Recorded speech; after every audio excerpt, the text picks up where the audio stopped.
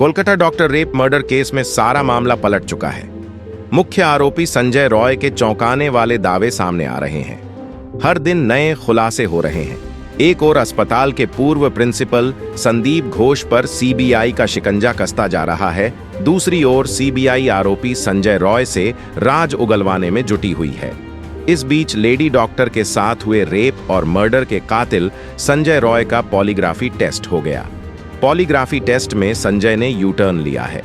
सूत्रों की माने तो आरोपी संजय रॉय ने दावा किया है कि उसे फंसाया गया है। सीबीआई को पॉलीग्राफ टेस्ट के दौरान और क्या बताया, यह एक बड़ा सवाल है। सीबीआई ने 7 लोगों का लाई डिटेक्टर टेस्ट कराने का लिया परमिशन। पॉलीग्राफ टेस्ट के दौरान व्यक्ति के प्रश्नों के उत्तर दिए जाते समय एक मशीन की मदद से उसकी शारीरिक प्रतिक्रियाओं को मापा जाता है, जिससे यह पता लगाया जाता है कि वह सच बोल रहा है या झूठ। सीबीआई ने आरोपी संजय रॉय और पूर्व प्रिंसिपल संदीप घोष समेत 7 लोगों का लाई डिटेक्टर टेस्ट कराने के लिए कोर्ट से अनुमति ली है। इस टेस्ट को मुकदमे के दौरान सबूत के तौर पर इस्तेमाल नहीं किया जा सकता, लेकिन इसके नतीजे एजेंसी को आगे की जांच में एक दिशा देंगे। चलिए जानते हैं विस्तार से। कोलकाता में एक लेडी डॉक्टर के साथ हुए रेप और मर्डर की वारदात 8-9 अगस्त 2024 की रात की है। इसका खुलासा तब हुआ जब कोलकाता के आरजीकर मेडिकल कॉलेज से ट्रेनी डॉक्टर की लाश मिली थी। इस डॉक्टर की उम्र 31 वर्ष थी, जो उस दिन 3 और डॉक्टर्स के साथ नाइट ड्यूटी पर थी। इनमें 2 डॉक्टर चेस्ट मेडिसिन डिपार्टमेंट थे, एक ट्रेनी थी, एक कर्मचारी अस्पताल के हाउस स्टाफ से था। उस रात को इन सभी डॉक्टर्स और कर्मचारियों ने साथ में खाना खाया और नीरज चोपड़ा का शो देखने लगे। इसके बाद महिला डॉक्टर रात को करीब 2 बजे सोने के लिए अस्पताल के सेमिनार हॉल में चली गई। इसके बाद संजय रॉय पीछे के रास्ते से इस सेमिनार हॉल में आया और पहले उसने इस लड़की की निर्ममता से हत्या की और फिर उसका रेप किया। सबसे बड़ी बात यह है कि ये आरोपी ना तो अस्पताल के स्टाफ से था, ना ही किसी मरीज का कोई रिश्तेदार था। वो कोलकाता पुलिस के लिए सिविक वॉलंटियर का काम करता था। इस मेडिकल कॉलेज में जब कोई मरीज भर्ती होता तो संजय रॉय उसकी दवाइयां लाने के लिए और उसकी दूसरी मदद के लिए सहायक के तौर पर मौजूद रहता था। लेकिन जिस दिन ये घटना हुई, उस दिन आरोपी किसी काम से अस्पताल नहीं आया था। उस दिन ये अस्पताल के पीछे वाले हिस्से में शराब पीने के लिए आया और शराब पीने के बाद अपने मोबाइल फोन पर अश्लील वीडियो देखे थे। फिर वारदात को अंजाम दिया। आरोपी को सुबह करीब 4:45 पर सेमिनार हॉल से बाहर निकलते हुए देखा गया।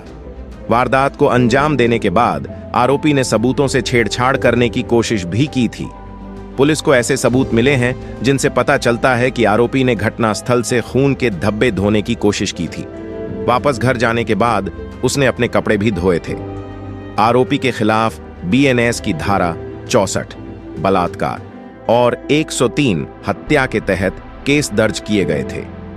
आरजीकर मेडिकल कॉलेज में कोलकाता पुलिस को सीसीटीवी फुटेज और डॉक्टर के शव के पास एक ब्लूटूथ डिवाइस मिलने के बाद 10 अगस्त को आरोपी संजय रॉय की गिरफ्तारी की गई थी, जिसे कॉलेज के सेमिनार हॉल में प्रवेश करते हुए कथित तौर पर देखा गया, जहां सुबह करीब 4 बजे शव मिला था।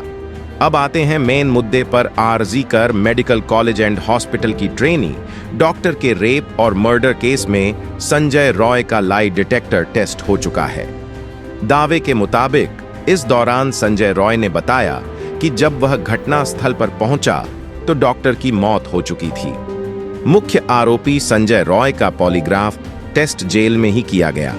वहीं पूर्व प्राचार्य संदीप घोष घटना की रात ड्यूटी पर मौजूद 4 चिकित्सकों और एक सिविल वॉलंटियर समेत 6 अन्य का पॉलीग्राफ टेस्ट सीबीआई के कोलकाता स्थित कार्यालय में किया जा रहा है।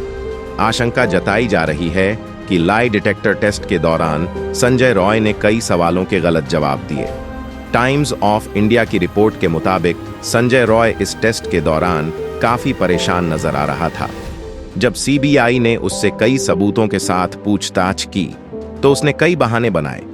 बताया जाता है कि संजय रॉय ने दावा किया कि जब उसने देखा तो पीड़िता की मौत हो चुकी थी। उसने यह भी कहा कि वह डर के मारे परिसर से भाग निकला। वहीं कोलकाता पुलिस के मुताबिक संजय रॉय ने पूछताछ में रेप और मर्डर की बात कबूल की थी। हालांकि बाद में उसने कहा कि वह बेकसूर है और उसे फंसाया जा रहा है। इससे पहले संजय रॉय ने जेल के गार्डों से बताया था कि वह रेप और मर्डर के बारे में कुछ नहीं जानता। इसके अलावा सियालदाह की कोर्ट में एडिशनल चीफ जुडिशियल मजिस्ट्रेट के सामने भी उसने यही बात कही थी। हालांकि सीबीआई और पुलिस को उसके निर्दोष होने के दावे में विसंगतियां मिलीं। एक अधिकारी ने एचटी को बताया कि वह जांचकर्ताओं को गुमराह करने की कोशिश कर रहा था। अधिकारी ने कहा कि वह अपने चेहरे पर चोटों और अपराध के समय परिसर में मौजूदगी को लेकर उसके पास कोई स्पष्टीकरण नहीं है। बता दें कि ट्रेनी डॉक्टर का शव अस्पताल परिसर के सेमिनार हॉल में पाया गया था। इसके बाद से देश भर में बवाल मचा हुआ है। देश के तमाम शहरों में डॉक्टर सुरक्षा की मांग को लेकर प्रदर्शन करते रहे। फिलहाल केस की जांच सीबीआई कर रही है। मिलते हैं फिर लेटेस्ट न्यूज के साथ अगले वीडियो में। धन्यवाद।